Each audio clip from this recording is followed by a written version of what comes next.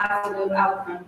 And lyrical dance therapy, also this will provide more opportunities for jobs and fundraising for things such as prom or anything that the students want to do since it's a student-led organization. And holidays that feed the soul and media that feed the mind. And we plan to do this with our student organization, the Peace for Life Youth Ambassadors.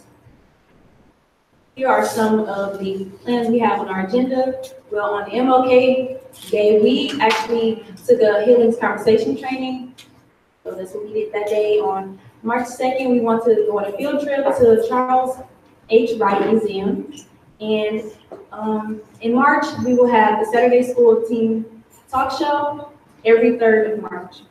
Every 3rd Saturday, if we started in March. And May 26th, we will have the Soldiers of Peace Awards dinner. And then June 2nd, we will have the Soldiers of Peace Awards show. And the themes will have honoring our hometown heroes, fighting for love, fighting for healing, and fighting for harmony. And then there will be the Peace Walk, which has been going on for 5 years. And the Back to School Bash, the Literacy Conference, Hip Hop Spelling Beat competition. And the week of December, we will have the community-wide Kwanzaa celebration. Our thought supporters are the Black History class teacher advisor, Ms. Roscoe, the MRDI coordinator. Some of the youth ambassadors are Black History class historians, student council ambassadors, restorative justice, cadets, and future legal counselors, youth caucus partners, and interns, which is us, and youth ambassadors, and other youth ambassadors. This is just a chart showing what he explained basically. And here are some of the scholarships, awards, and stipends that the program offers.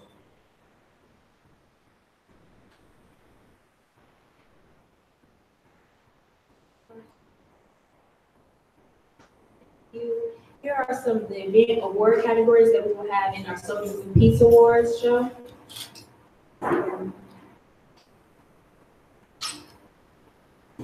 Okay, this is my why. I seen a quote that said, "Knowledge is power. Knowledge shared is power. Power multiplied."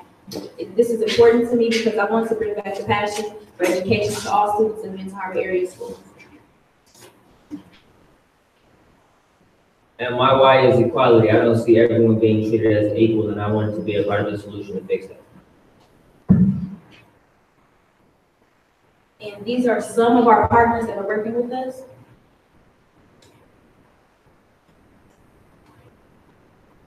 And when we start, we need your group for the student organization. We would like to do it Monday through Fridays and 4-hour advisory.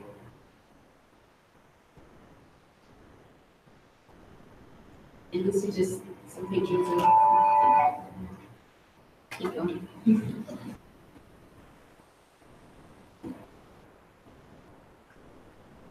And thank you for your time. Any questions? We'd like the board to take this time to ask questions of the teams. Thank you.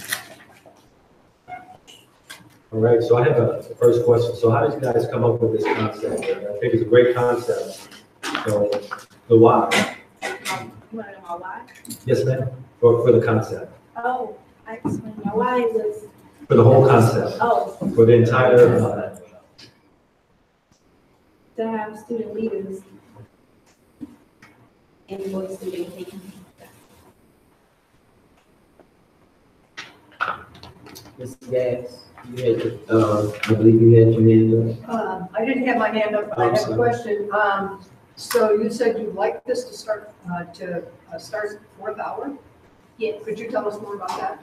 What's 4th hour? 4th hour is advisory. Everybody has advisory this 4th hour. So we want to do something fun and educational, something all students can participate in if they would like to.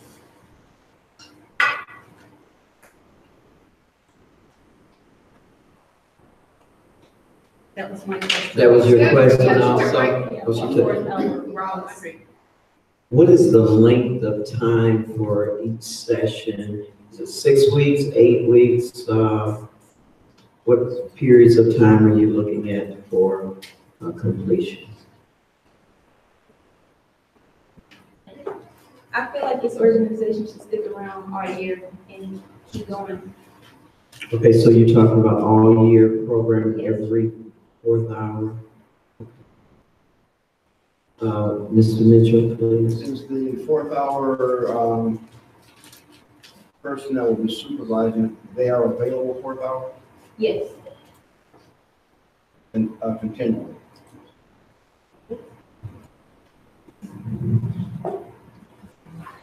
Yes, trustee, So how many students do you anticipate would participate in this fourth hour activities? I'm not sure. I think a lot. I think a lot of people will be interested in it. Probably. So would everybody meet in the same room, or would it be broken down into categories or mission or goals, or? I can assist with that, with the organizing structure of it. So Mrs. Golden, because she's the advisor, it would be during her fourth hour class. There are also an opportunity for other students to participate if they are approved by Mrs. Golden. And the way the program is set up, if other teachers want to take part in some segment of it, they can take that on during their fourth hour class as well. That makes sense. I also have another question, I'm sorry, Ms. Brumman. What is your method of recruitment that you plan to use to get students to participate, and how will you measure success of your program? Well, we have a sign-up sheet outside of this Roscoe class. We have had announcements and, just talking to our peers and letting them know what's going on. And we will track it by having them sign up. Okay. Yes, trustee Gaines.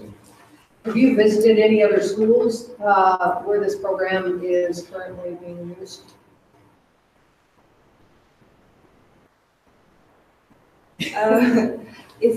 It's not at any other schools. It's kind of our idea. I would also like Yes, to assist with the question about tracking, if that's okay. Then you'll have a survey that will be completed at the end of each of those program offerings. So that will track the outcomes of the class as well. And they also have an online sign-up that's available so that they can keep track of it. I believe you. So talk to us about field trips. I saw like the historical black colleges and universities.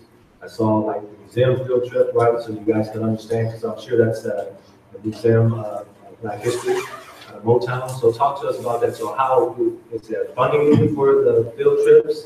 How will we do that? Our funding will come from our events, fundraising, and the MRDI. What about leadership, right? You talked about leadership. So just like Key Club or whatever too, you're gonna have a president, a vice president, secretary. Mr. Green?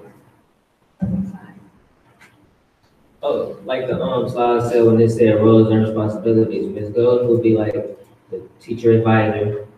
And then like, it's gonna be different events, so like it'll be like a leader for each one. Yes, trustee. Okay, what does MRDI stand for? Michigan Roundtable, Diversity, Inclusion. Are there any more questions from any board members? Or do you have any questions for the board at this time? Thank you all so much. Thank you. Yes, I'm sorry, trustee Mitchell.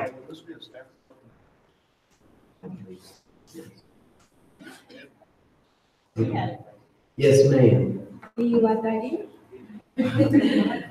I do. So we have 6 other board members, and it will be on the staff report for our agenda, our formal agenda.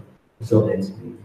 I would say kudos, right? Because if you're gonna become a leader, you gotta start to lead, right? So this is how we do it. And you guys gotta come up with all of the innovations, right? You gotta let us know what it is you need, right? Because sometimes grown-ups, we just give you the preview of education, but you gotta say, hey, here's something else that we can add to the equation to help us be a psychologist, be a Marriage and family therapist. marriage and family therapist, right? Right.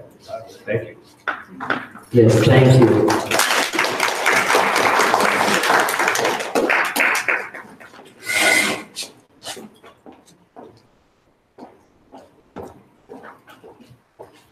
At this time, in the agenda, I would like to bring forth a board resolution.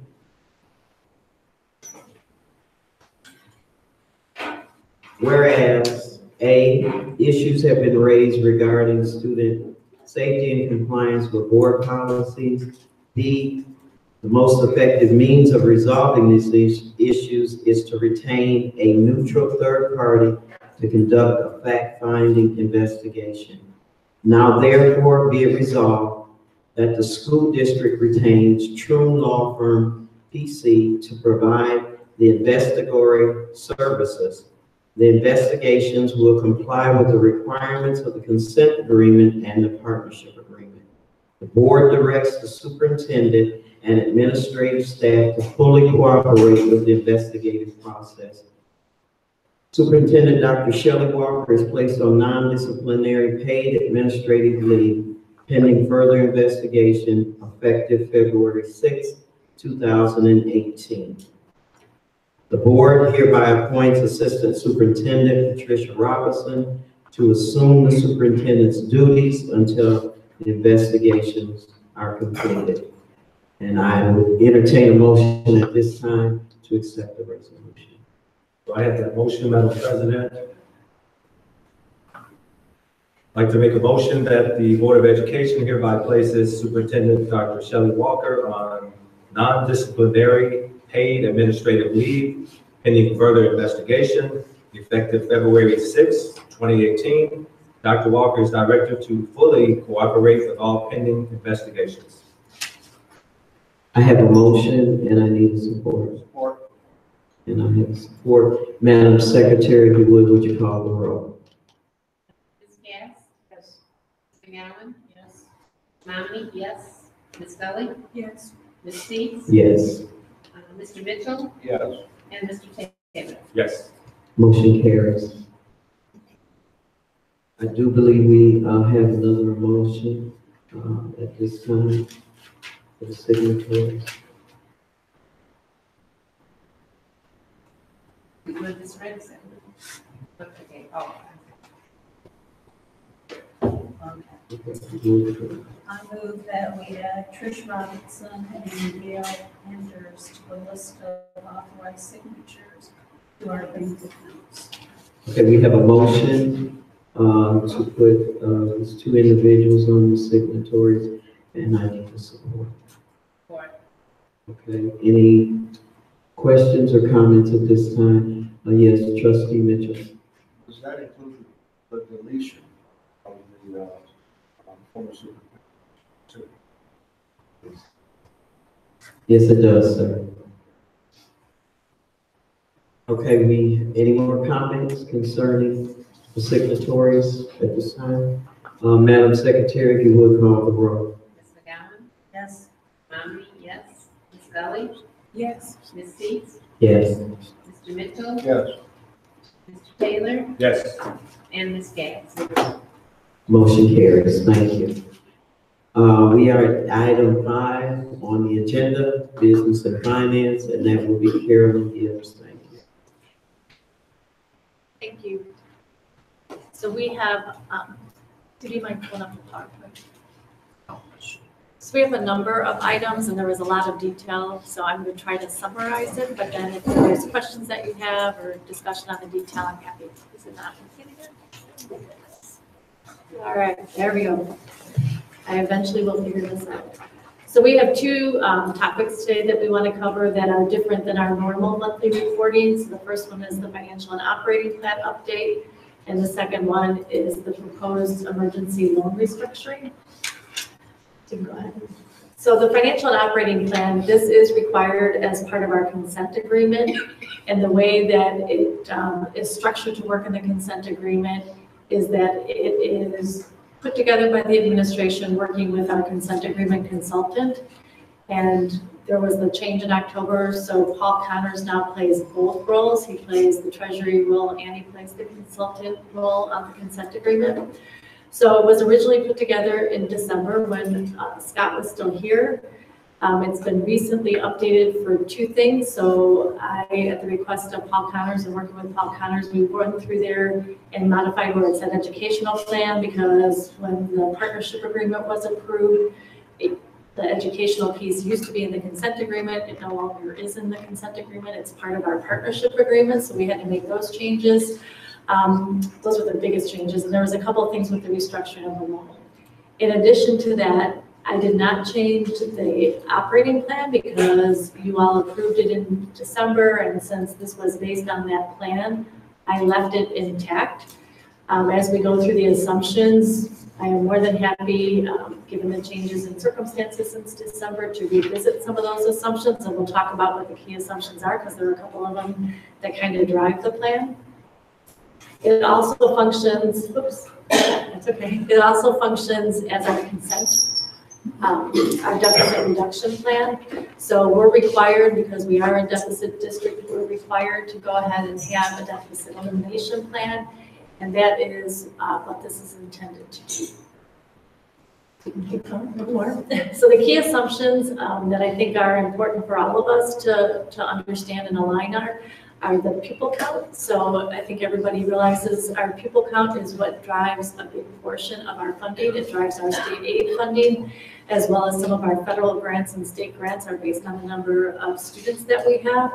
And this plan it's a 20-year plan. So when you look at the detailed document, there are 2 years of actual results, and then the current year plus 17 more years of financial forecasting. But that is based on an increase of 535 students. And in the next slide, I'm going to go through a little bit of detail so you can see how those students have planned. It also includes the restructuring of the emergency loans.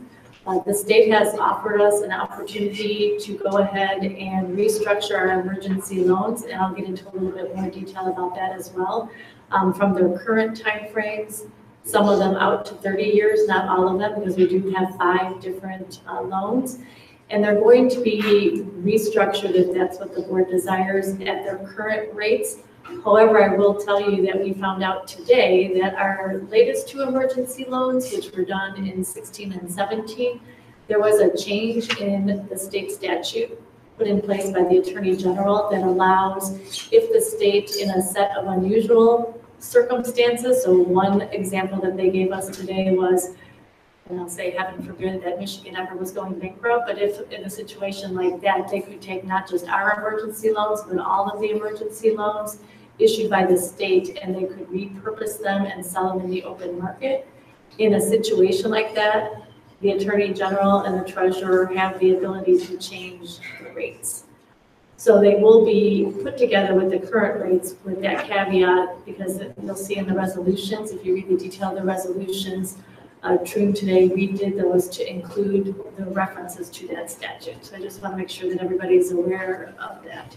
The current plan has the deficit eliminated in 2025-26 fiscal year, and our grants continue to be a big portion of our revenue. So those grants are the Title I and Title II grants that we receive. We also receive at-risk funding from the state, and then we have some smaller grants, like not small, but still substantial, but grants like the 21st Century, and then some funding from Marion Community Fund. So the pupil count, so right now, 60% of our students attend schools outside the district. So that number in round numbers, according to IDEX, is about 3,300 students attend school outside of Benton Harbor area schools. And it's split almost 50% that go to other Berrien County district schools. And the other half of those students either attend a charter school or a private school. If you look at the goal of the partnership agreement, and I think it's all of our desire, is to continue to improve the academic excellence of our schools and also provide a safe climate for our students. And so the rationale for having a student increase is that achievement of those goals would attract students back to Benton Harbor area schools. So the way the plan is built, and I only did the first, you can look at every single year, but I did the first 5 years because I think the near in is most important for us right now. So 2018-19 assumes that there will be no additional students. And then you'll see there is planned increases in students for each of those next 4 years, and then about 12 years on top of that. So I'm going to pause here because that is because it drives our revenue. And if you look at the financial operating plan of the detail, it shows that this year, as the students were coming in, we lost a little over 100 students. Last year, we did have an increase in students, but that was primarily driven and was driven by the fact that Dream Academy came on board with us. So without Dream Academy, we would have lost about 40 students. And you all know, because we went through it at the real estate plan, if you look at IDEX right now, they are continuing to forecast that we would have a decline in enrollment. So I didn't know if you wanted to, because it's very detailed, if you wanted to actually look at it or if you had questions. So there's 3 documents. There is an actual, and it's 36 pages, but it is a verbal word summary of all the initiatives that we have in place, what we're trying to accomplish. It also has the requirements of the consent agreement. There's some financial controls we have to have in place to ensure that we don't go backwards as far as some of our grant reporting and those types of things. And then it goes through how the loans are structured. Then there is an Excel file that has the revenues and expenditures. So it shows our source of funding, which is in the big buckets. It's our property taxes that we gain from our residents of Benton Harbor. It's our state aid and our foundational allowances. It's our at-risk grants and then our federal grants. And then it shows the expenditures. Also in there, because we're a school district, which is a little different than a for-profit entity, you can see in that document it shows we do still have a small bit of emergency loans that we can still draw down. So there's a plan to draw a small amount this year and a small amount this year. It shows up, I think Ms. Kelly has brought this up in the past, it shows up in our revenue because we're required to show that. And then in the expenditures, it shows our repayments. So it shows currently on average, it's about $500,000 of repayments that we have. In addition, we do owe the city of Benton Harbor about $650,000 for taxes that inadvertently got remitted to the school district that actually belong in other places. We have to actually remit that to the state. We're currently in that document, we're paying that back over 4 years. So a little bit this year, we skip next year, and then 2 years. The state has asked that we put that in an escrow account until we have the full amount to return that to the state, who will then return it to the city of Benton Harbor. So just, those are the big things, and I didn't know if there was questions on that, and the same. I just want to share with the board that on page 22 of this, excuse me, my voice, but all of the assumptions are based on increases in local, state, and student enrollment. And then also on page 23, the cash flow, it also assumes that it will be increased, that our grants will increase. Our sale of facilities will also increase.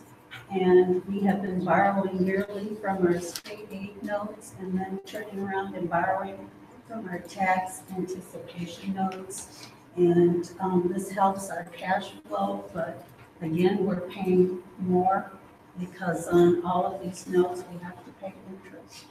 So this whole plan is based on, increasing our revenues increasing. So I just wanted to share that with us.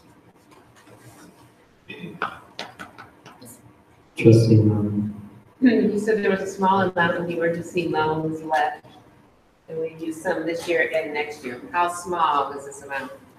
I'm going to look, because I want to make sure that I'm going to give it the correct amount to you. It is $750,000 in this fiscal year and $600,000 next year. So 1.3 million.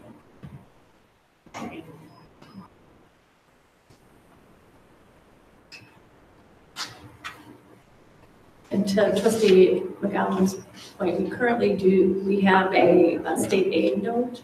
So that is, it's been used, almost to a revolving loan where we take it each year and pay it back each year. We currently do not have a tax note, but in this plan, you will see there's $1 million planned for a state aid note. And I told Ms. McGowan that's something we need to look at right away, is to understand our cash flow, to understand, do we need that? And that would be something you all would have to approve before we do that. And have our state aid note loans gotten larger and larger every year? It's based, so as the state aid increases, you can draw more down. So it's tied to what the state is forecasting. So we have drawn more down every year because it was available.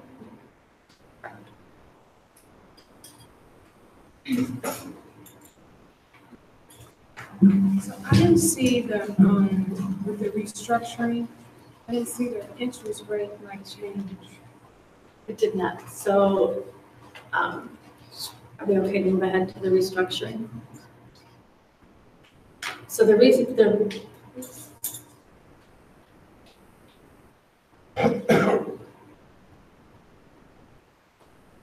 so what the state has, are you okay with that?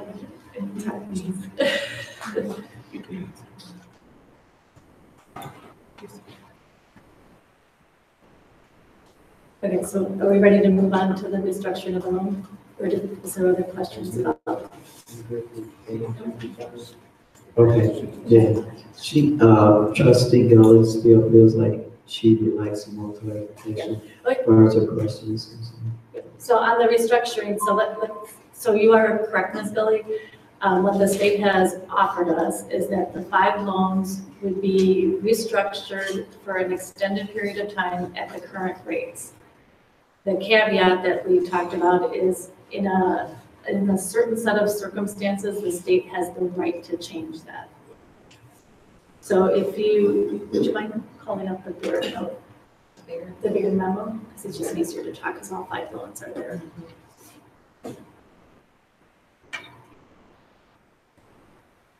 So there are currently 5 notes that we have. So they were issued, so 2012, 2013.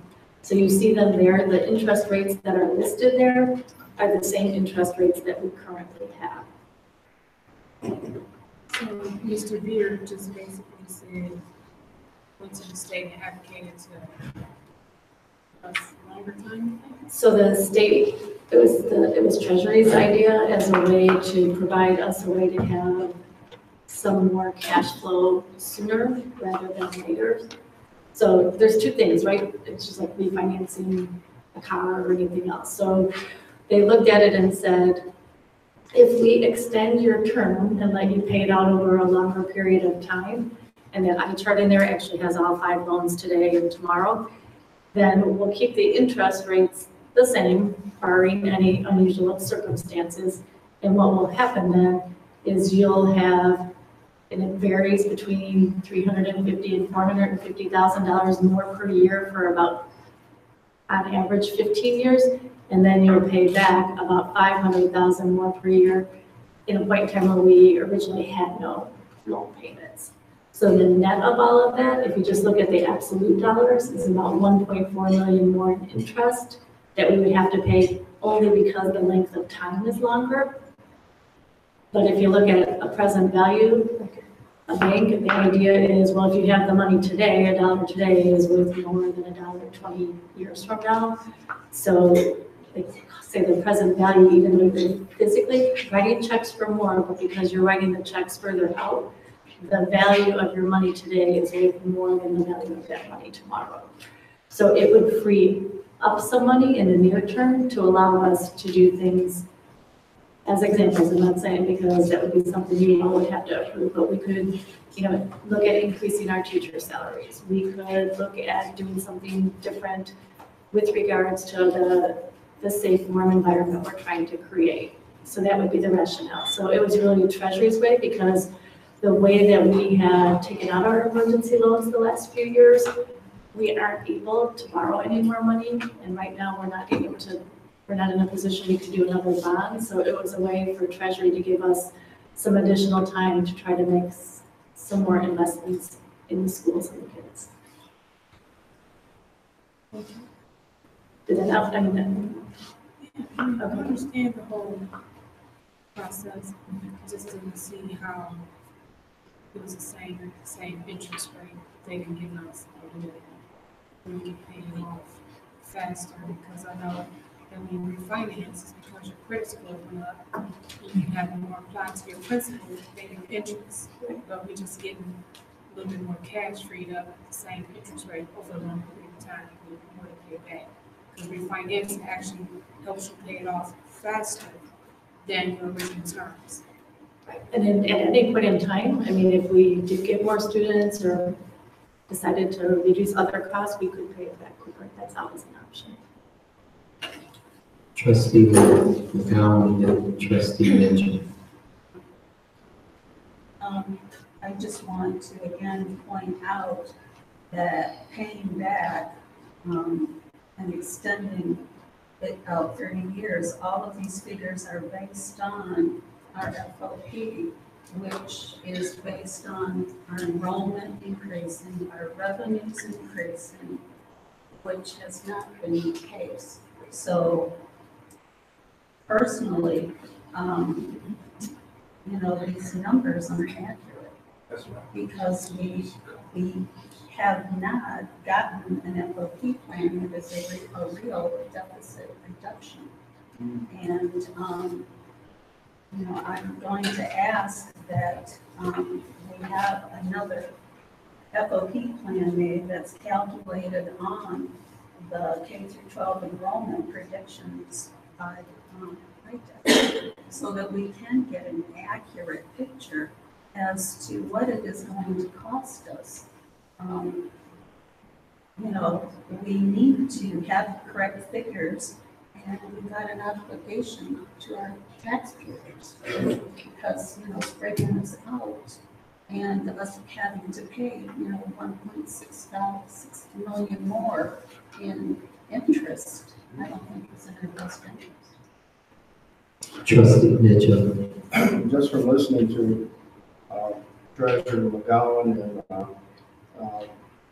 Ms. Gibbs on the forecasting of our future here, and I know this is something that could wait until March. I would like Treasurer McGowan to think about bringing a resolution on non-renewal of all administrators' contracts in this district until we find what our liability is going to be and student count is going to be. I know that should be done in by March 31st, but I think this forecast is not going to change in 30 days. I think we need to let everyone know that we're serious about this district surviving. And perhaps we can find dollars, perhaps we can find other things. If we put everyone on notice that may not be operating as usual. Any more questions? Okay, so we do have a request for the FOP to reflect the IDEX forecasts for enrollment. Thank you.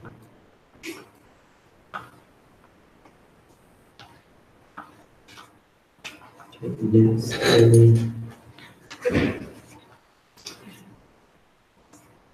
I'm sorry. I have one more question. We were talking about this, sounds like the only way, or one of the only ways, we might be able to squeeze some dollars somewhere else. But generally speaking, what I'm hearing is we don't have dollars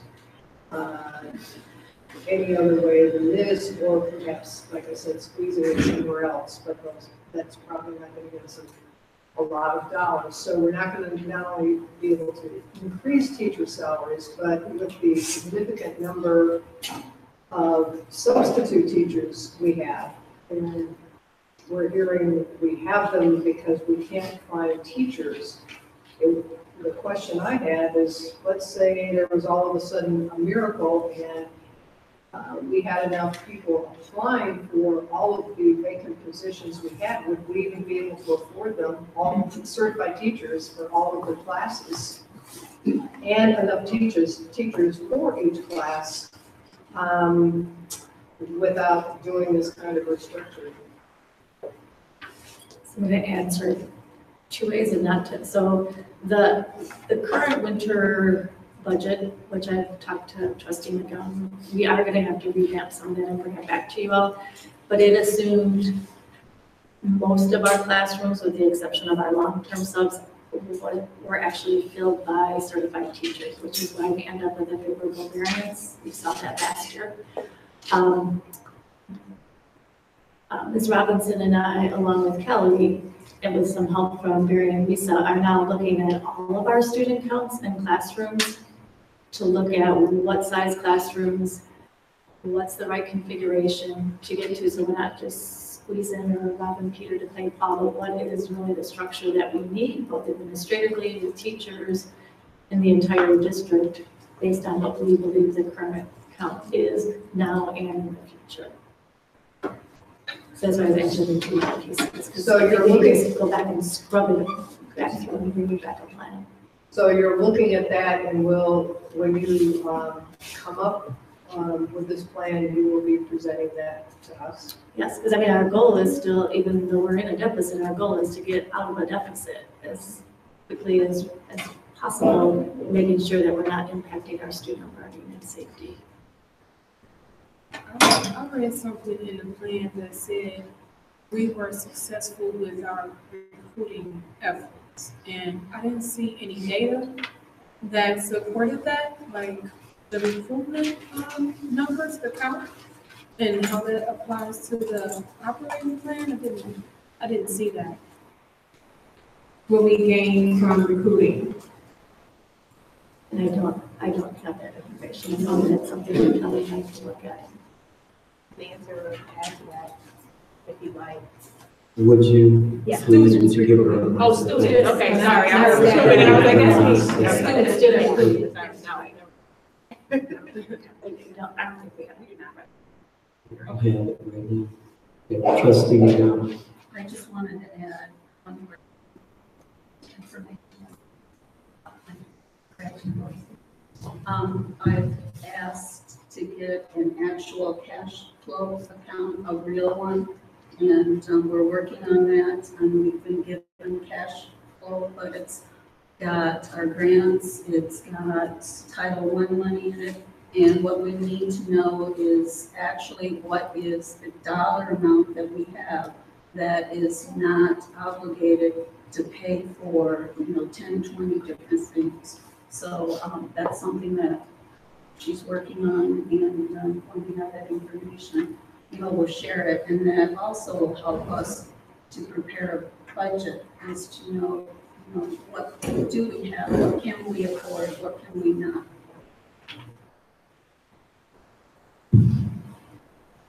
Any more comments or questions on that particular item on the agenda?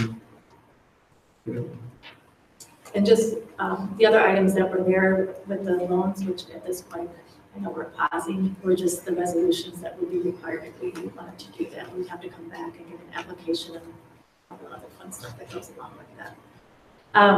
The next piece, is our normal financial reporting that we do. So there is the December, if you don't mind, there we go.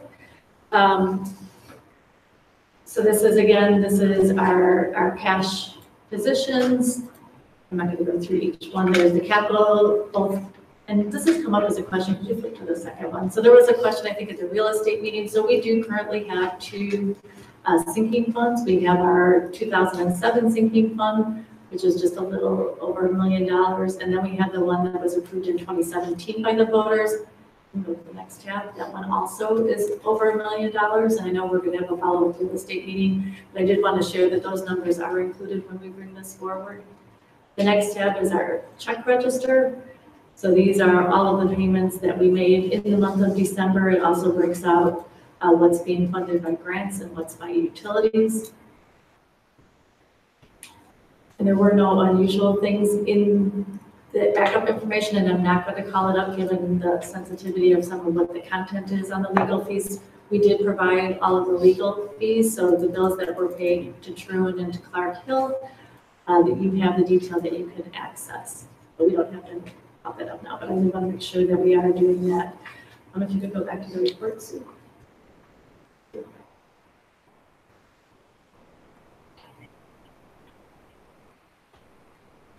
This is our accounts payable, so similar to the last couple of months, we have one bill outstanding with Connexus that we're still working through with them and Calhoun, because it really goes backwards, probably into 2012 and 13 about how that was all resolved. And then we have just a couple of payments that are year in, so nothing outstanding on the accounts payable. And then this is our December actual results. So I will note, and we've talked about this before, we still, and I promise you, Mr. Mitchell, that when I come here with February's results, it will be resolved. We have not moved the computers.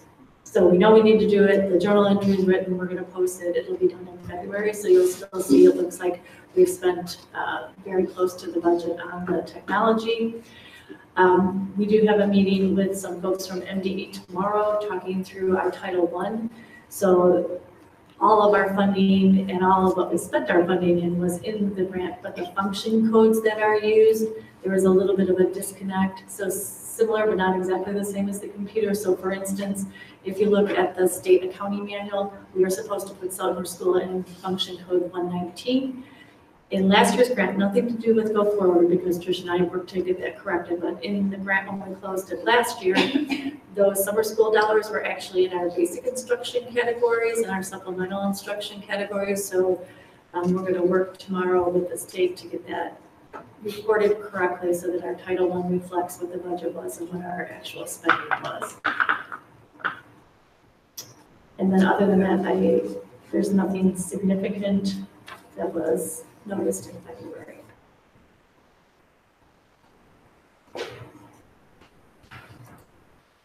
Any questions from the board? I do have one question, Carolyn. As far as the budget is concerned, the inputs that go into the budget, do you all have department head meetings with to prepare a budget to say this is all that you have for this year, allocated dollars, and we're asking you to stay within the confines of this dollar amount, and then they present to the team their budget, and it looks, and it's looked at, then it's brought to the board to say, this school building needs this much to operate. Is that how our budget is put together? So historically, from what I understand, that is not how the budget was put together. So Mrs. Robinson and Ms. Baptist and I had the opportunity to meet with Barry and Risa, with Linda Perlow from Barry and Risa, and she shared with me their process. And so we have we've made some planning meetings already, and we are going to do it this way. So it'll be new for our principals because they're not used to putting a budget together, but I think it'll be a better experience for everybody because they'll have buy-in. We'll understand what they're thinking they need. We'll be able to share that with you. Also, those meetings are scheduled for March as a part of our next year planning process. In the interim, Trish and I have gone through all the grants. We are going to have to come back for a revised budget, most likely in March, to get that reconfigured. But then for next year, we are going to have those detailed planning meetings with each of the principals, and then somebody like Brian, just as a sitting here, who runs a function as well, so that we have that incorporated and we presented that way. And they shared with us their template, which is nice because it goes through and says, here's what we need and why we need it. Absolutely. And then it would be itemized on the budget, so we can look and see what item goes to what bill. Okay, all right, so that's, I think, Change from what's been. I was used to seeing, so I didn't know if this district was interested in. So I appreciate that. Any questions? Or, yes, Mr. Mitchell? Ms. Gibbs spoke about historically.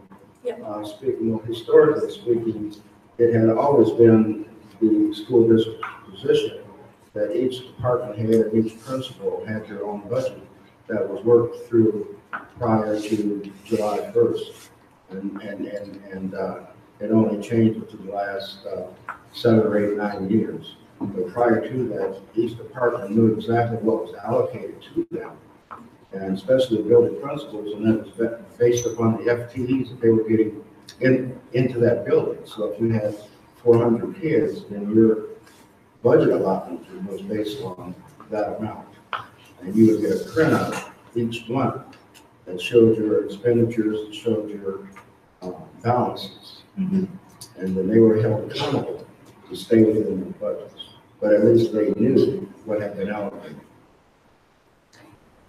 And that was the recommendation from Tom Tebow, who came in service to the board earlier last year from Lansing, that he couldn't believe that we were operating the way we were budget-wise because it was totally asinine. Does everyone remember that? Yeah, that's just true statement. So, thank you for getting back to it. Any other comments? I'd like to add, I thought that it's going to be changed. Yeah, so That is how this year was going to be running, So, yeah. so. And just like we're talking about the key, I mean, I think the key is your which just set the FTEs. And that's something we're starting now, so we make sure we have the FTEs by building and understand. Further questions? Next item on the agenda.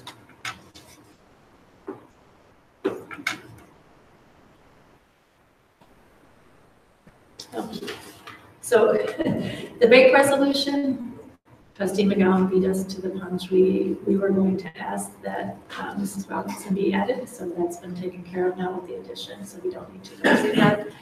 And then I do have an ask, but I think that Ms. Baptist is going to cover that as part of her HR report. The human resources.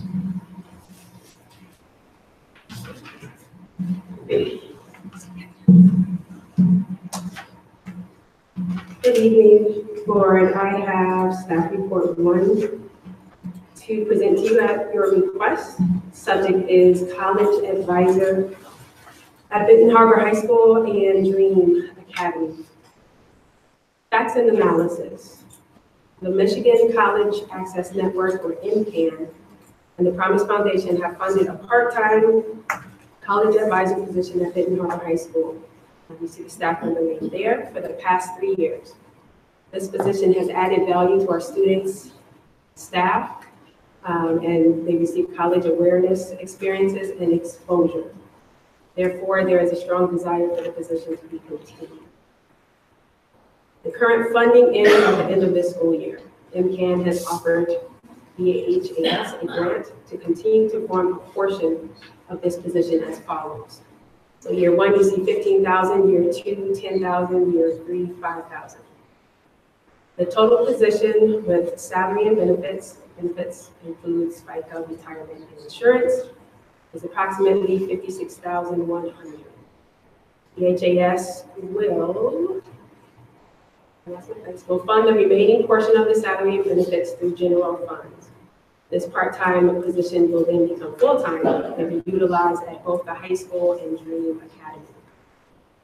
Reason for board consideration. The Board of Education recognizes the need to establish positions which, when filled by competent, qualified professional staff members, will assist the district in achieving the educational goals set by the board. There is a policy reference of 3111. The recommended action is that the Benton Harbor Area Schools Board of Education votes to approve the retention and funding of the college advisor role at the high school in Dream as described above. Thank you. I believe this is a revisit of this item because this was voted down in previous meetings. So this is, I'm going to entertain a motion first before we have discussion. Yes. Well, Madam President, I entertain the motion that the Benton Harbor Area School Board of Education votes to approve the retention and funding of the college advisor role at the high school and dream as described above. May I have a motion? Have a support? Have a support from trustee Gas. This is the opportunity for questions and concerns. No, I sent an email out to her, and I did speak back to the parent, and she said that the transcripts did get sent out to those colleges. So, I wanted to let you know. Trustee Gas. Could we have some clarification, because I'm assuming that this college advisor position is not the person who would actually be responsible for sending a transcript. But we do have someone on staff who does that, is that correct? Yes. And we now know who that person really is? Yes. Okay, why don't you share that with us? Our registrar is Brenda Matthews. The district registrar is Brenda Matthews. I think, I do have I'm sorry, yeah, trustee Mommy, the trustee. Okay, the cost of this position, out of general funds. So what do we already have in the budget in the general funds that's going to be cut to pay for this position? I will turn left and So this would be for the next school year, because we currently have the position today that we have is funded only by 2 different grants, the Promised Land and BHAS. So as we look through all this other stuff, we would have to find the funding for this. So what she's saying, we don't know. Trustee Taylor. Yeah, so I guess my question is, the person at central office can't be the registrar if the person at the high school is the registrar, right? We have a registrar that's in central office, and that's where all of the transcripts have been taken care of for, I don't know, 100 years at this school or whatever, right? So how do we have 2 registrars when the lady at the high school, the secretary administrative assistant, states that she is the registrar? we have one registrar, and that is Brenda Matthews. I think there was a clarifying meeting that occurred today to clear that up, and it is Brenda, so we don't have to. But was it her in the past? Because the I think they person, were both doing the duties in the past. Yes, so actually what they were doing, as information was coming through, Mrs. McClinton was sending information to Brenda, they would kind of work together. So some people would come up to central office to get transcripts. Brenda would contact Ms. McClinton. Ms. McClinton would scan something into Brenda, and then she would print them out and put a stamp on. They both had a stamp, and so they both considered themselves as the registrar. So, and that is our glitch. So we did have a clarifying meeting today to identify who that person will be, and then also identifying the process of how that will happen. So Ms. McClinton at the high school, when people come to the high school, they fill out a form, get that over to, scan it over to Brenda, and then they will come over to central office, and then she would print out the transcript, and then stamp it. And that clarification is in writing? It is, I don't know if we should put it in writing today. We are doing that, yeah. Mr. Mitchell. Yes, and I didn't have all the information when this counseling position came up before, but I voted no previously. But after hearing the students speak at our special meeting retreat, it seems like a worthwhile position. But I'd like to know, do we actually know what our in-house counselors do? Those that are, I think there are 2 positions here at the principal. Are we going to talk about what they're doing on a daily basis? Because I understand that the kids can't get in to see them in a timely manner.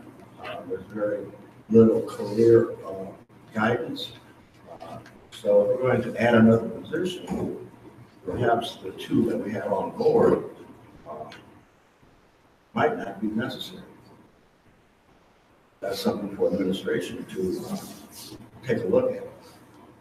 That would be my question also, I see you here. How much duplication from this position to what's already being done would we be paying for? And how much overlap Because again, we just heard our financial report and our financial concerns. And we have a person in place, and their role is clearly defined, and that is in writing. You know, I have a concern, again, Mr. Benjamin, in addition. Trustee McGowan. Well, you voiced my concern. We have 2 counselors at the high school. You know, this is their job description. This is what they have been doing for how many years? And why do we need a new person who is duplicating services that they are doing? And we also need to realize that this person is coming in at this salary, but, you know, the salary will also increase from next year and the year after. And I would rather that we postpone this and wait until we get answers and see, do we really need this position, or do we need to look at our counselors and maybe they need to, you know, be doing what their job description says. Trustee Gaines. I'm also aware that we have a partner in part of our partnership agreement, whose organization is also helping a lot of Benton Harbor High School students with their career development and their applications to college. I believe including one of the young men who spoke. Any more questions or comments at this time? Madam Secretary, if you would call the roll. Oh, this is just a work session, I'm sorry. Well, this is staff report. Okay, Madam Secretary, please call the roll. Okay, Mrs. McGowan? No. Mr. Mitchell? Yes. Mr. Taylor? Yes. Ms. Momini? No. Ms. Gully? Yes. Ms. Seeds? No. Oh, and Ms. Gass, I'm so sorry, I was missing. No.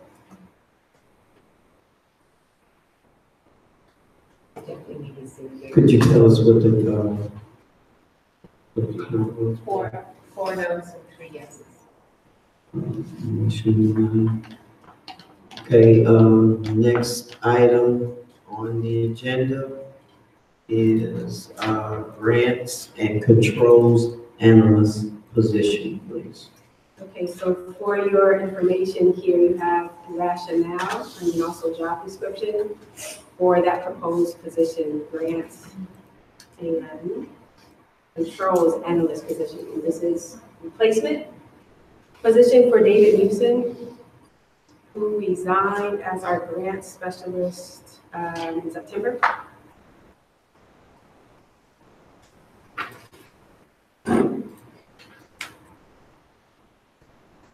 Okay. So it's a replacement. Okay. If there are So questions on that, I believe I will direct them to Ms. Gibbs. we do have facts and analysis, and any questions will be directed to Ms. Gibbs. I would like to entertain a motion for the employment of the grants and controls analysis position. I have a motion. I need a support. Support. I have a support. Is there questions, comments at this time concerning this position?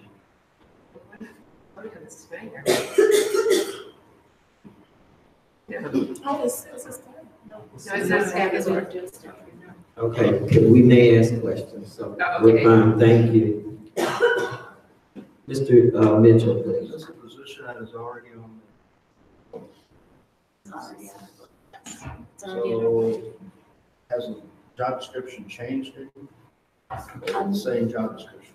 We made some slight modifications to it to emphasize the communication back and forth between the actual folks who own the grant, because sometimes we had some disconnects there, and then some controls that we need from an auditing perspective. So if you go back to what the auditors highlighted, there were 2 issues that we had, and this person would then help us with that to make sure that what we're reporting in the grant reports agrees to our financials and to the actual budget that's in PEGS.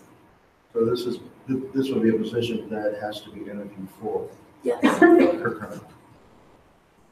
A question, how many grant people do we have? I know we already have a person that's a grant person. Is this a replacement So this was of our, that grant person, or what are we doing? so we had an individual, David, he's gone before I got here. So Okay. he was here, he left in September, so currently we don't have anybody. We've been using on a part-time basis a retired business operations manager, like business office manager to help us with this, and then Trish and I have been doing. Okay, so, the grant, the safety grant, gang grant is a total state different. For managing the grant, yes, the accounting That's would be okay. done by this person, so all the accounting should be done the same way. All of our reporting to the state needs to be done the same way, and all our federal reporting, that's what this person would do. But for instance, Trish is the lead currently on our Title I. Missy is the lead on our safety grant. So those folks have the overall, here's what we're gonna spend the money on. This individual makes sure that we're in compliance with federal regulations, the books are kept appropriately. And then when we have those single audits, which we have to have on anything that's over $750,000, which is all our title grants and our at-risk, that we're in compliance with everything and don't have to pay back any money. Yes, trustee Governor.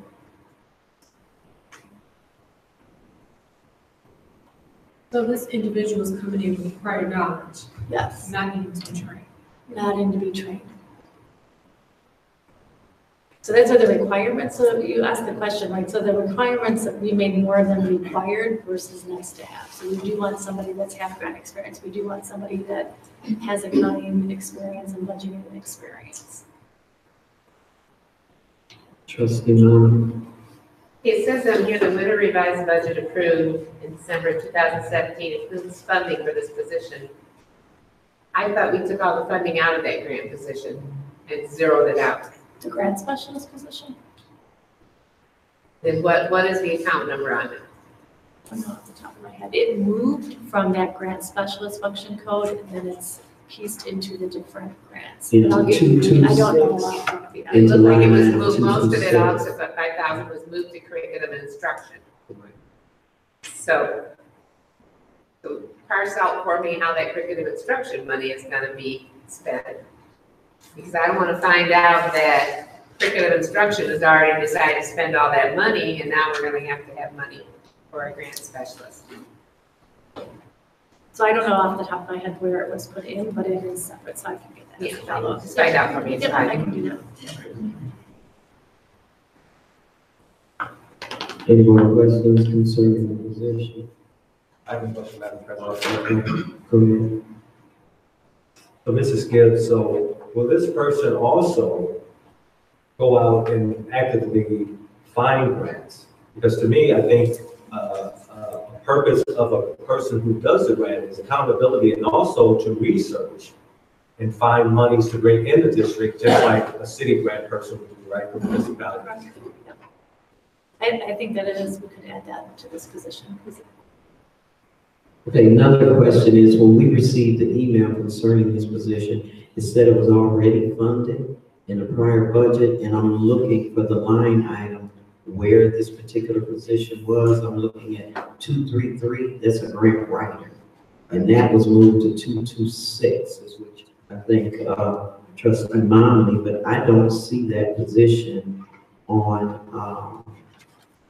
this revised budget at all for the grants and controls analyst position. So I will get you the function codes, because it was split up, I want to say between 3 function codes, but I don't recall off the top of my head. Okay. So I have to go back to Scott's files and get it. Yep. Okay, thank It you. was definitely moved, because I know it was zeroed out.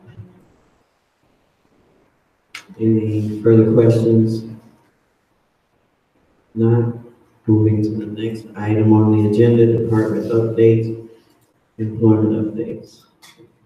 Okay, thank you. There you see a list of our current openings. And I know this looks the same probably every month. There are slight changes that occur though. To the number of our long-term subs. Currently have 2 positions in process right now, meaning interviews are scheduled for this week. I mentioned to you guys a science candidate, just an update. That person decided not to relocate. Unfortunately, you have our resignation there, which I will present next week.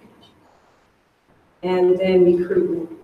So at our last principal meeting, I spoke to the staff and just reiterated the need for creativity at this point. We know that there is a teacher shortage really across the nation. It's not just Benton Harbor. We have our own challenges for sure, but it is an epidemic across the nation. So I just wanted to share a few things that HR will be undertaking in this upcoming recruiting season. So we're gonna be visiting the Michigan schools, the major Michigan schools, Michigan State, U of M, Western, Eastern, right now in Central. I did this last year in April. And then I've got large recruitment at Southwestern Michigan College. This will be primarily looking at paraprofessionals, candidates there. And then Central State University in Ohio is a potential that I will also visit in March. Before the school year started back in August, I held an interview fair right here at the high school. And with that, I pretty much reached out to all candidates that I saw in Track, inviting them out, scheduling time slots. From that event, we were able to hire 3 staff members, and they are all 3 are still here. So probably after my recruitment in March and April, I will host another one shortly after, so that the candidates that I'm meeting with at these fairs can be invited to come out and have an interview fair. I have multiple panels going on at once, and I'd like to continue that. Set up with principals, teachers, parents involved in every panel. And that was in all the event. We had maybe 20 candidates. Out of that, we were able to hire 3. Like I said, those 3 are still here. I found that to be the most successful thing I've done thus far in terms of recruitment. Also looking to partner with some of our partners, community resources, to figure out what incentives, what creative incentives we can offer, not only to staff we want to bring in, but for retention of current staff that we have now. Knowing what motivates them, knowing what they are interested in, what their needs are, and meet those needs so that they feel valued, which they are, and try to give that to them. I have one other thing, I'm trying to remember, I'm gonna put it on here.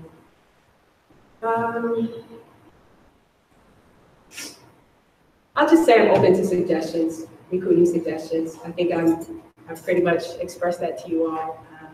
Willing to get creative. I have had conversations with Habitat for Humanity to discuss housing options that we can come up with if teachers are relocating here from other places. Just kind of thinking outside of the box. I'm open to suggestions to aid in that process. One of those out of the box methods of thinking is linked here, and that's the expert sub permit. Hope everyone can. I believe I shared it correctly, so you should be able to see that. This is something I'll also get out to our partners. And it's just a way that we can connect with the community if there are experts in certain areas. This permit would allow them to come in and teach, even if it was just a couple classes. You see that it's up to halftime. So that is also an option.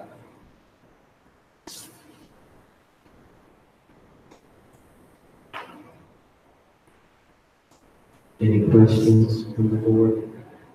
Appreciate that. Thank you. Next item on the agenda.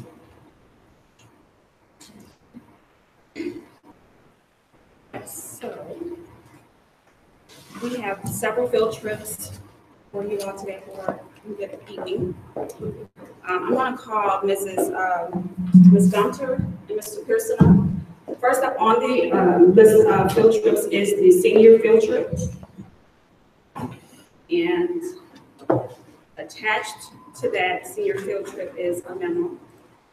And I'll have Mrs. Gunter kind of walk you guys through it if you're able to ask any questions. And then Mrs. Gunter, if you could stay up and talk about your chocolate factory field trips, because those are as well. Okay. Good evening, board. I'm just basically here for support for Mrs. Gunter and the graduating class of 2018.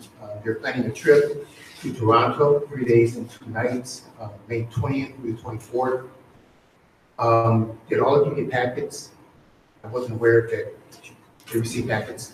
Okay, and I'm going to give her the mic to basically go through the details, and if you have any additional questions, then you know, answer. Thank you. So, we would love to take our students, the senior class of 2018 to Canada this spring, May 20th through the 25th.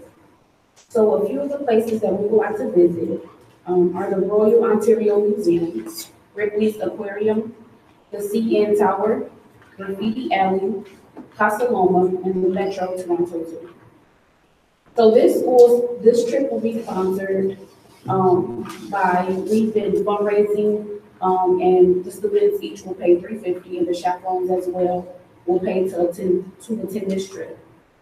So this trip is related to the educational program of the district. So school-sponsored trips are an important component of the student's development.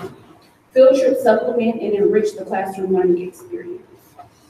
So in what ways will the students benefit? The students will benefit from this trip in several different ways. So students will have the opportunity to see new things and learn about them in a more unstructured way. Young adults, studies show that young adults learn about different professions, ideas, and career opportunities when they travel outside of their own neighborhoods. So this field trip can awaken the desire in a young adult to try new things and pursue previously unconsidered dreams. Field trips can introduce young adults to job opportunities and can spark new interests and passions. So in what way will this benefit the district? So this field trip will benefit the district in many different ways. The district will receive recognition for broadening the horizons of the students, and then the district will be praised for trusting our students in a different country, which will in turn provide a positive outlook on the district. So how will this trip be evaluated? So this trip will be evaluated to determine the extent to which these benefits were realized by written submissions from each student that will attend this trip. These submissions will include their educational experience while on the trip and how it may affect future decisions in regards to career choices. So the staff that will be attending, we have approximately 6 staff from Benton Harbor High School, and then we have 2 parent chaperones that they're interested in attending as well. So the experience that we have as far as conducting overnight field trips, Mr. Pearson has planned over 10 field trips with Benton Harbor area schools, over 20 field trips with the district. So there's a lot of years of experience with that. So approximately 4 school days will be missed. So the teachers will be advised about this. If it's approved, they'll know about it in advance, and they'll put together a packet. It is the week before final exams. So they'll pretty much be studying that final week. So it won't really interfere with their schoolwork.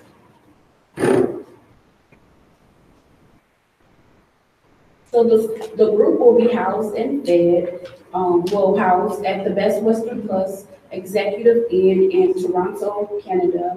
We will provide breakfast and dinner for them. Lunch will be on their own. The $350 that the students will pay will cover the room, their room, the bus, and then the breakfast and the dinner.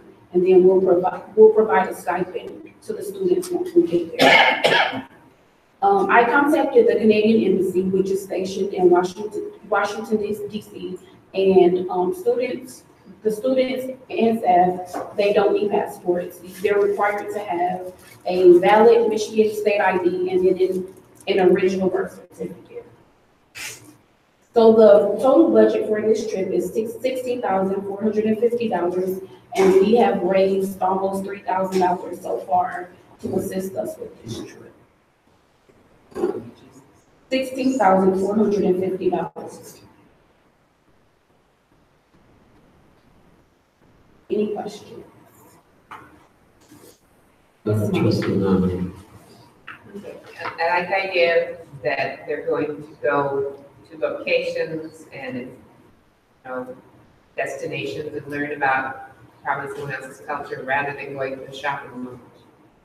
I voiced this concern to you before, I am concerned about the requirements of going across the border. They talk to the Canadian embassy, but I know from my son's experience and others people's experience, your border patrol of the Canadian and your border patrol of the US don't always agree.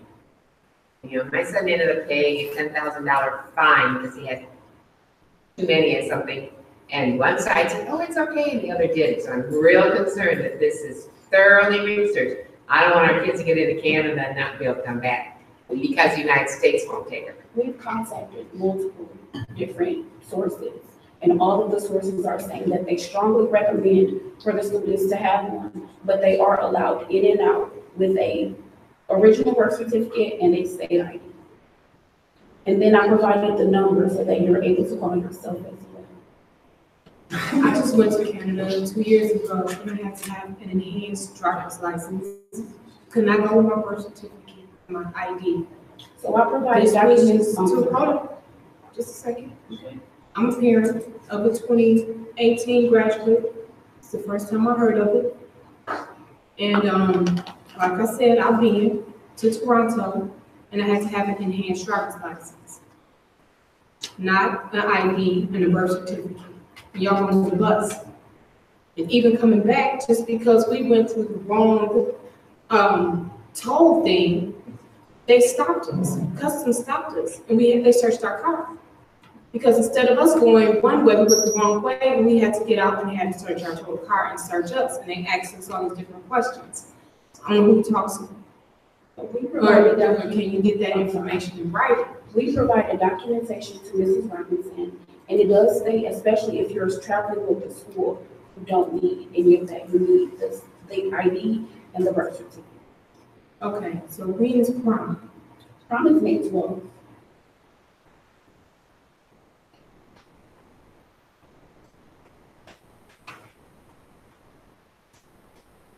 I'm the treasurer, I'm concerned about costs. You stated in number 5 that if students are unable to pay, that the cost will be covered by the senior advisors. Yes. So these individuals are willing to pay out of their own pocket for these students to go? So once we get there, say for instance, they spend all of their money that day. We've been raising money, and my other 2 co-advisors have committed to providing for those students. What if the students are not coming up with the $350 that's needed initially? So if they're a good student, then we have reserved 2 spots for students that a teacher could possibly recommend for those spots. I don't think that answers my question. I mean, you've got possibly 40 students going.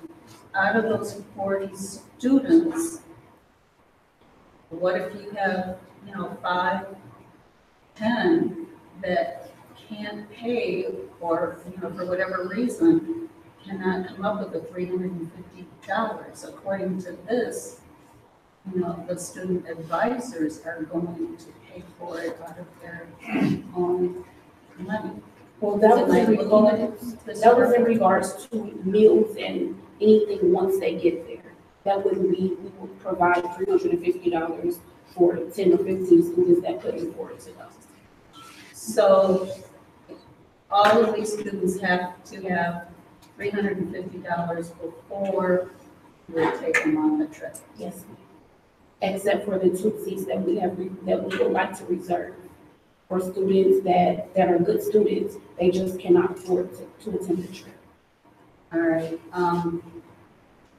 My other question is, you said the students had to have at least a C average.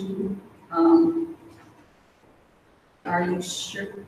I think along with having a C average, you need to make sure that they have enough credits so that they are graduating, because that has been an issue in the past.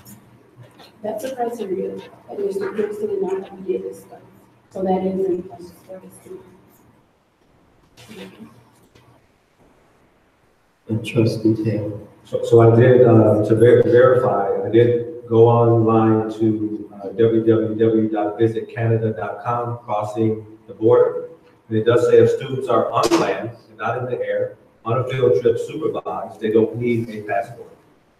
So that's on the Canadian website for Border Patrol and crossing. I'm not worried about them getting into Canada. No, I understand. I'm worried about them getting back. Right. That's where a lot of the problem has been for my son and other people.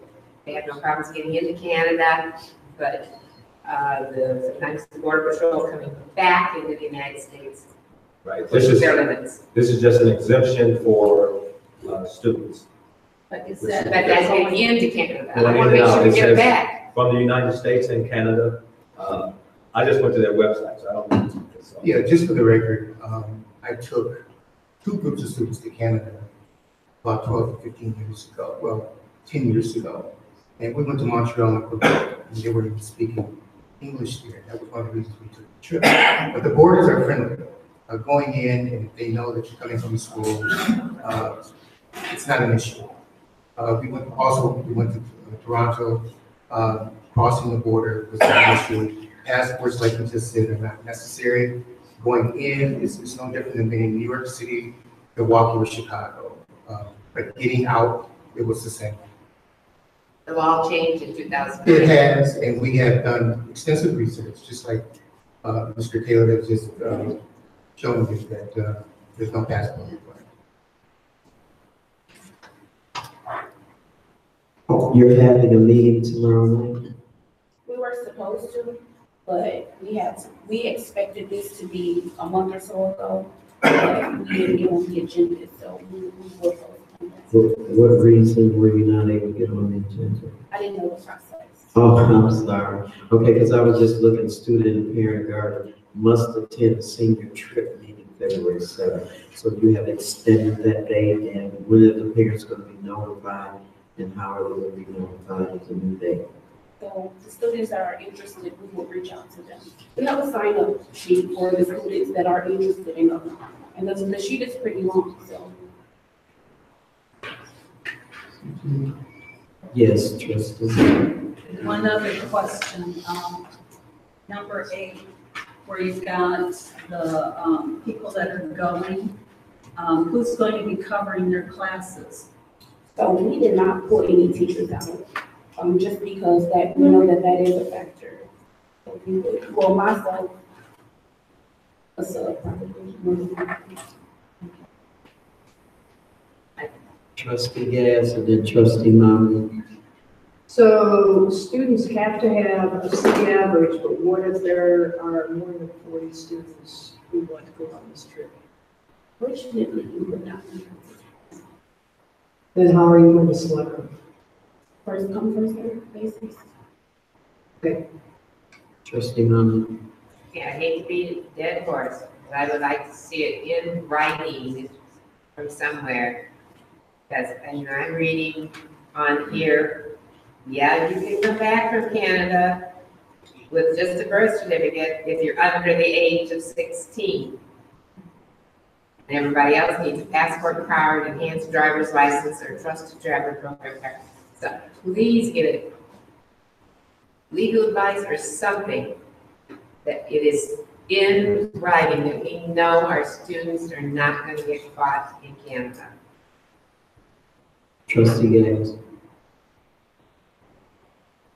I think that is a good request, but I also want to make it clear that everything you're reading is not about a group of students that is being sponsored by a school. You're talking about an individual.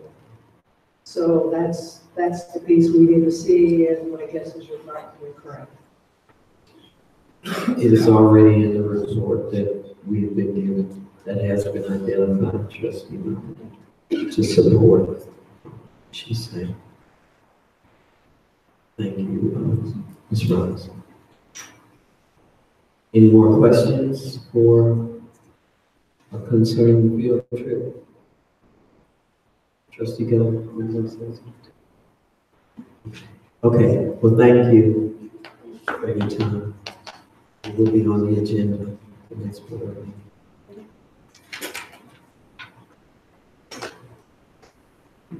Ms. Robinson, academic and non-academic support department update and Connexus invoice. Oh, I'm sorry, would you give us a chocolate factory this light? So I teach hospitality here, and I would like to take my students to the chocolate factory in South Bend to receive a tour. Pretty much it. I noticed it was 2 days. Yes, ma'am. So as far as CTE, we're required to take all of our students on a field trip. The chocolate factory cannot accommodate all of the students at one time. So I kind of split them up into 2 different groups, 2 different days. Yeah, I was hoping they were going to make chocolate and they're gonna bring it back.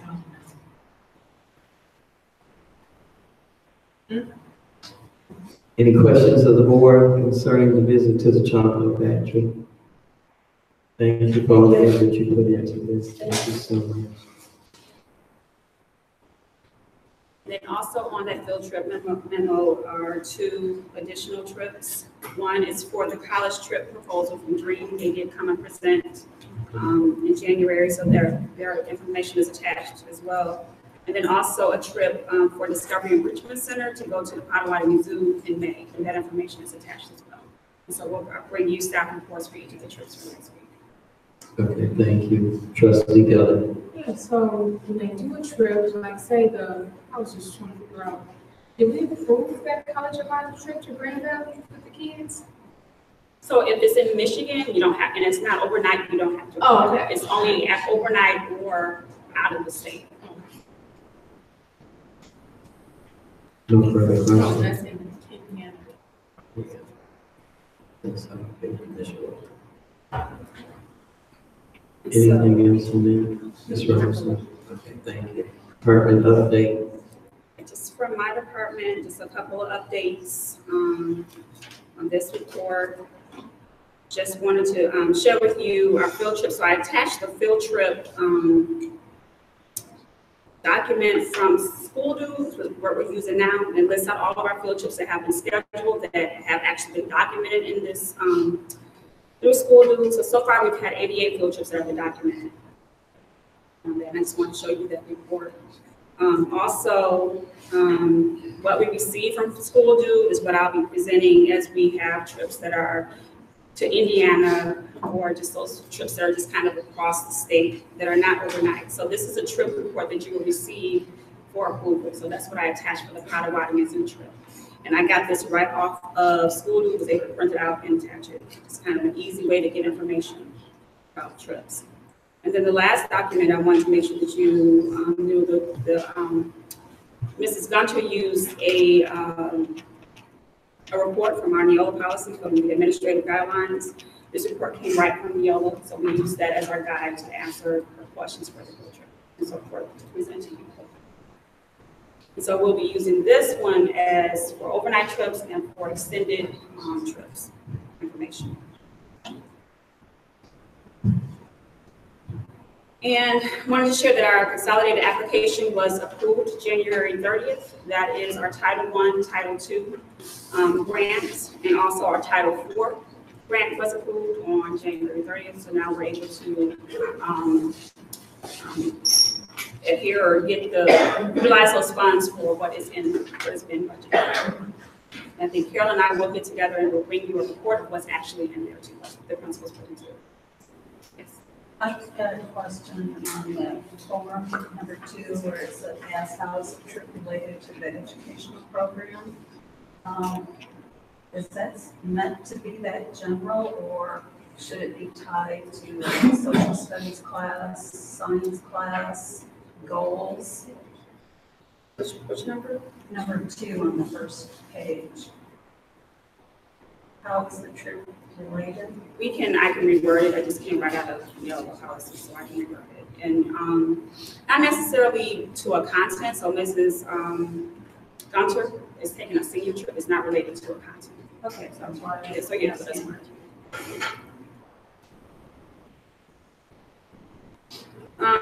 And then I wanted to just inform you too that last week we had our first restorative practice training with the entire staff. Felt that it was, haven't done a survey yet, so I'm not just going to put that out there, but it was a very interactive training for our staff.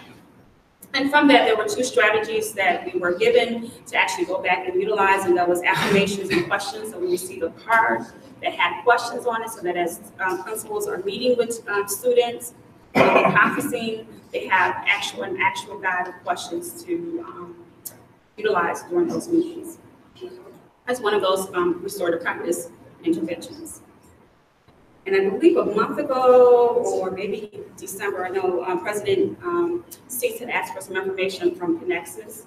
And this is the information I received from Lily Burrow from Connexus.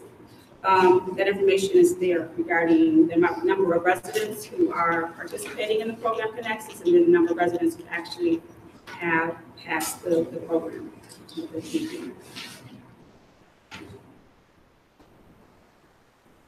Any idea why the number went down this year?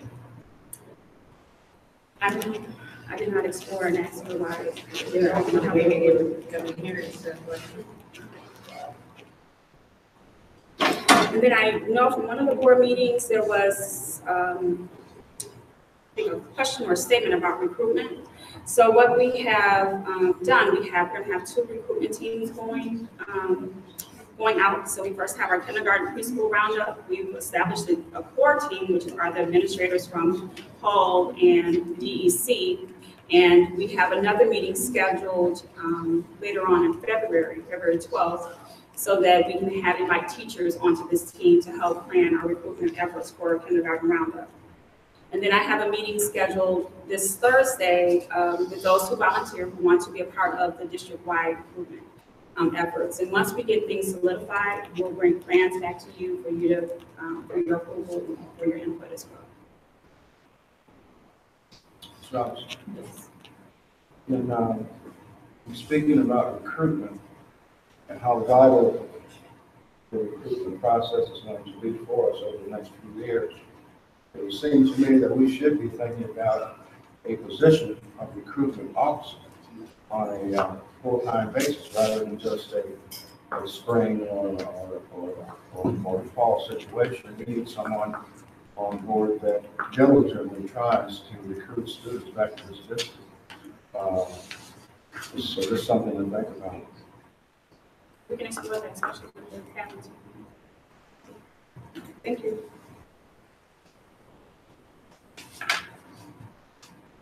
And then the last. Trustee. Just one quick question. Seemed to me when I looked at the numbers, wasn't kindergarten one of the grades that saw a big drop? So if you have any notions about why that happened, would you put that together and bring it back to the board?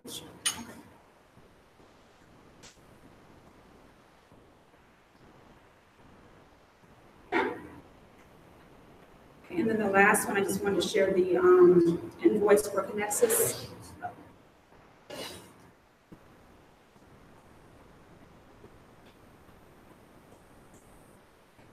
This invoice shows services from July 17 through June 18. And it's $35,000, and they provided those services, so we do owe them the funds for that. So I wanted to share that information with you.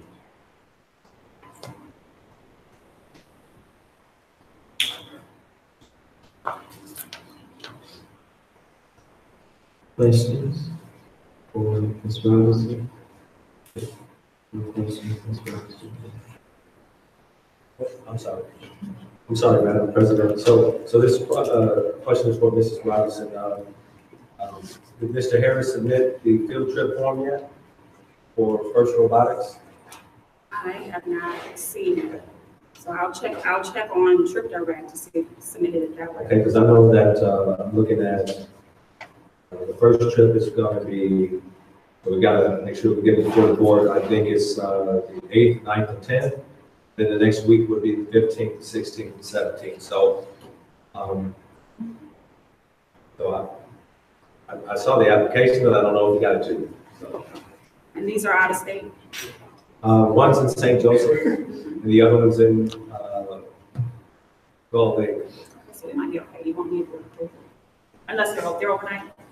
No, they're overnight, because they're gonna go from Thursday, Friday, then come back Saturday, except for St. Joe, that's not overnight.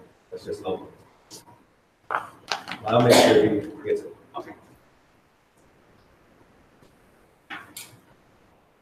Other questions? Partnership agreement grant.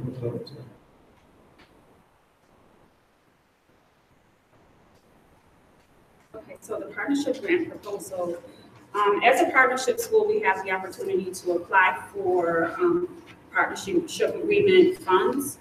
And what our district, our cabinet did was put together information in the application to submit. So if you scroll down to page 7, I believe, that gives you the information that we have put into the grant. So one of the things is, the first thing you see, the mental health counselors for K through 8. Currently, we're spending for the 17-18 school year, gives you what we have, and then what we are requesting as well. Same thing with. May I, while I'm at this, so we've already allocated a certain amount of money for this item here. Does this dollar amount add to that amount we've already agreed to? Because we're talking now, 400 and some thousand the first, what is it? 423 the first year. This year, what's the next year? Okay, it was a total of 800,000. So is this in addition to that 800,000 that is being requested? Because it's not clear here if this is in addition to. Because if it is in addition to, then we may need to take another look at our expenditures. When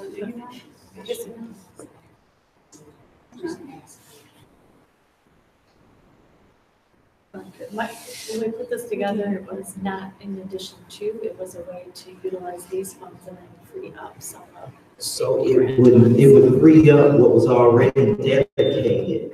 And so this amount and that other amount, which we've been trying to, I guess, the 800,000 or whatever, go back to where it was originally allocated into the buildings or whatever it was. Is that correct? So I know there's been some concerns. I don't know if anybody wants to address it, but I was concerned about this amount being in addition to. Okay, thank you.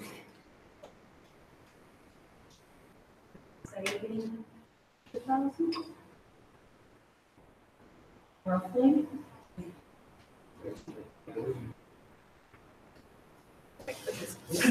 Because it's 407 and 432, which year is which? What would free up the money, and then in the safety grant, it would be part of what we need to reallocate. So if we get the money, then $305,000 will go back to the game grant. Right. Right. Yeah. It's simple enough. That's a better way to announce it. And then 400 and some thousand will go back into the game. Right. 305,000. Not quite 400 and something. Correct. Okay. The 407, that 407, 282 ties to the actual. And then we'll know where that dollar amount is when it is put back into the system. Thank you. And then these other things, Tier 3 reading program, that would be something new. The same thing for that.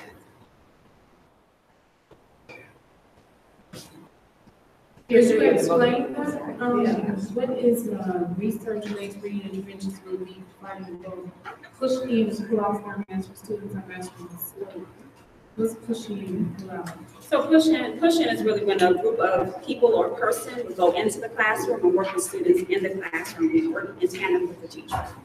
Pull out is when you take a person or student out of the classroom, you take them into another room and you work with them isolated real quickly. So that's what that would be. And we don't have a name of the program, so we're still researching the best tier, the best intervention program for those students. So this, we don't know how many positions this will actually cover, you know, to spread out among all students, but it'd be 90 minutes. It's actually it's two reading teachers at the bottom. Oh, that's what that means? Yeah, we request funding for two, and 0 reading teachers, so it's two teachers. And one, And one at Hull, and one at, and no. Yeah. So this is 4 positions and 2 6.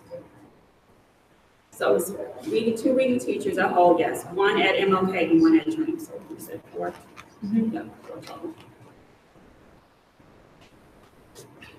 Item number 10, Ms. Robinson, CTE director. I guess I thought that we had a CTE director in Mr. Intern. Okay, interim. So now we're looking to hire a permanent, full-time CTE director. Y'all know he's still He's doing his on classroom retirement, and. per se, yes. Okay. Thank you, great.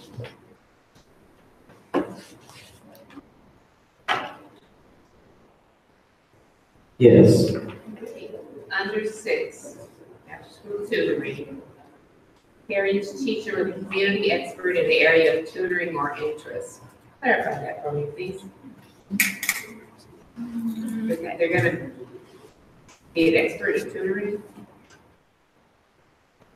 And we probably misworded that, so I'm still trying to find experts. Under section 6. Section after school tutoring is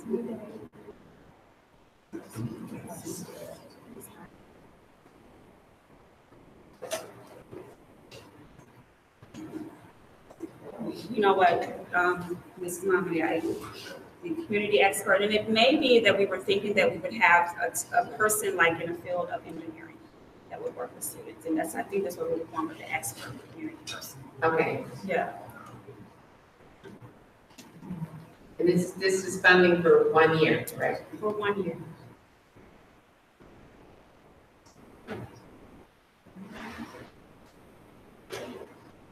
Trustee Gay. So could you explain this a little bit more? So you're gonna have one, would you go back to the number? Yeah.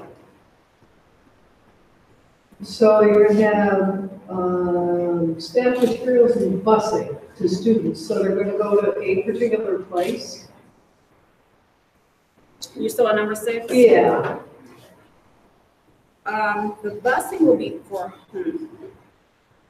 So home From their school, so at Hall, MLK. okay, so they will be staying after After school. school, at their school, and then they'll be busing. So how does this dovetail with 21st century? It would be something different than 21st century. 21st century is really enrichment programming, and this is more academic, specialized, focus-based. So if we would, we would work with 21st century to make sure that we are, either if you have some of 21st century students in that after we finish our after-school program or extended aid tutoring program, that they would go right to 21st century. We'll collaborate with you on that. Under reading specialists, 2017-18, January to September, 85,000. And the next column is 17-18, January to September, 205,000. What do the two different columns represent? Is one of them the media person and the 205 is for the non-degree staff?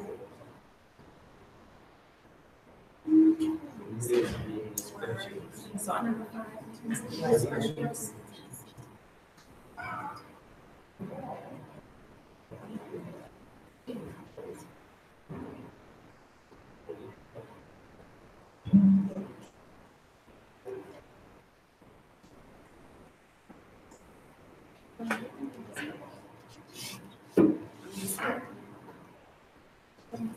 Are you asking what the two columns represent? Yeah. So the requested amount is the amount that is for asking for as a part of the grant. The total expense is the full expense of that. So the 205 should be the total cost of all of the folks that are listed there. So then the rest of it would come out of We general have to funds. Yeah. Wow. Okay. It's good for general fund that's already stressed. That's And this grant has already been submitted. I don't, I don't know. I I don't tell you, know. but looking at what I'm seeing, it was submitted. This is what you usually get once you submit information. I'm looking at page 6, I don't know. So if they award the grant, but not all of the money, have you thought about which of these items you would eliminate? We have not had that part. We definitely can prioritize and eliminate some of these things. I'm concerned about these things that are gonna take general funds to complete Okay. our wish list. So we can definitely start there. I can't even count this on my fingers and toes. And also looking at what some of our partners might be providing if we need to. If we don't have the funds.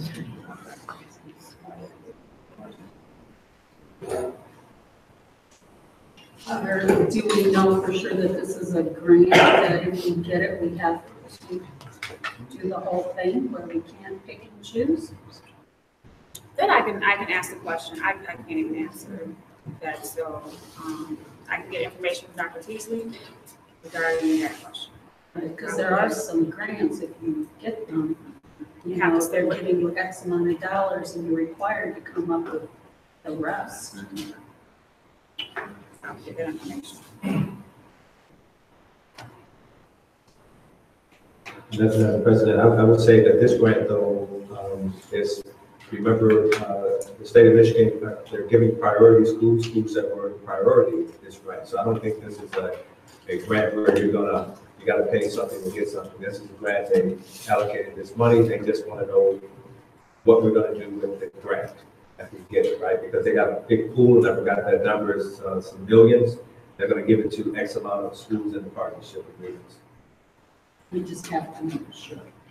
Yeah. So, so we're not expecting to take money out of the general fund that's not there. Right, because even with the general fund stuff, they can delete that, or when we run out of money, you don't have to take that out of the general fund, you just don't have an immediate person. Just want to explore those that take stuff out of the money out of the general fund, eliminate those. Eliminate first.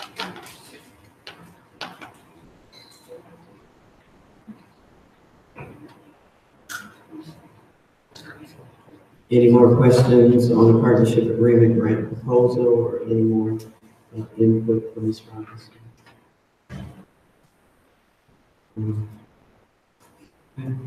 Next item on the agenda is policy 9140, which we talked about the first of the year, Citizens Advisory Committee.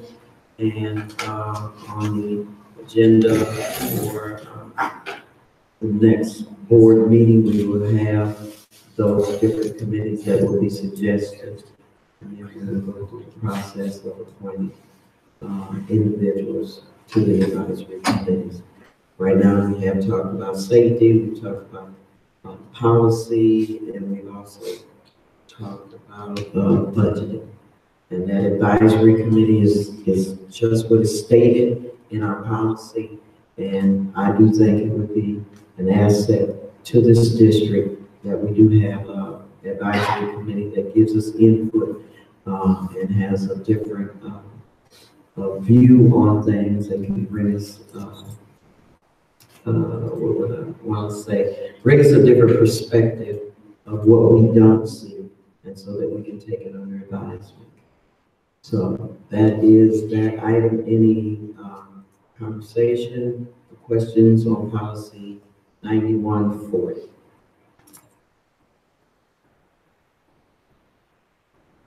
Mom? No, I'm just propping up the chin.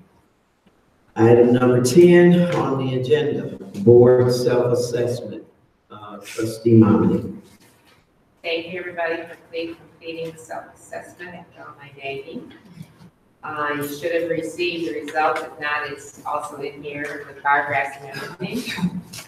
And since we don't have any other meetings scheduled, we have to find a date and time to sit down and review the self-evaluation among ourselves and make a couple decisions on what our goals will be for next year so that if we have weaknesses, we can improve them.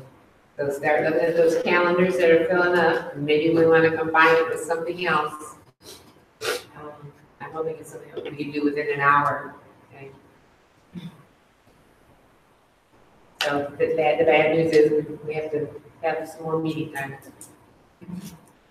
Any questions concerning board self-evaluation?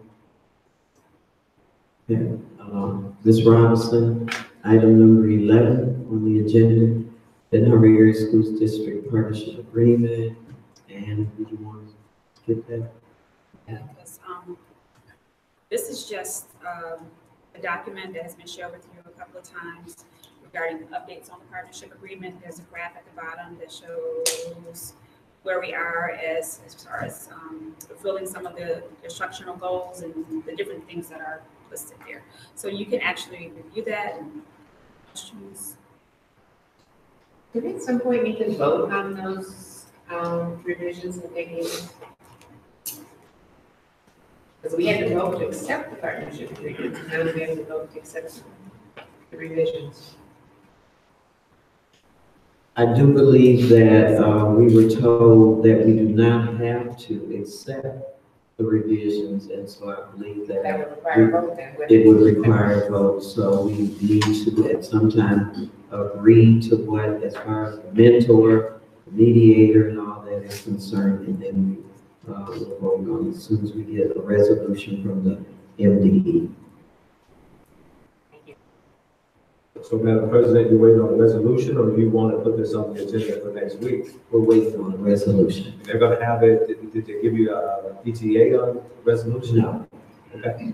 No, because again, circumstances have prohibited some communication at this time. Thank you. Okay, on the agenda, partnership agreement update, I believe that is Ms. Motley. No, Okay, that was the link that Ms. Robinson had, right? right. Board president comment, none. Superintendent comment, Ms. Robinson comment, at this time, any comment? A comment from board members, starting at trustee Mitchell. I'll wait for others. Okay, Mr. Taylor. Just shout out to the students tonight. I think students have to be proactive versus reactive, and so that's how we find ourselves. If we're going to be leaders, right? We create leadership responsibility. So good job. Trustee Gaines. No comment. Trustee McDonald. No comment. Mama. No comment. Trustee Gilbert.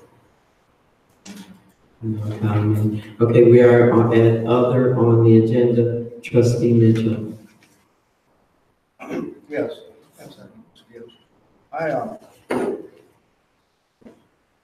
I'd like to discuss with the board and the interim superintendent document here that I received from Chester Pool. If you remember, I had asked for a second opinion on the repairs of the pool from the installers, the original installers, who came in on December 19th or 18th, 19th, and did that facility audit.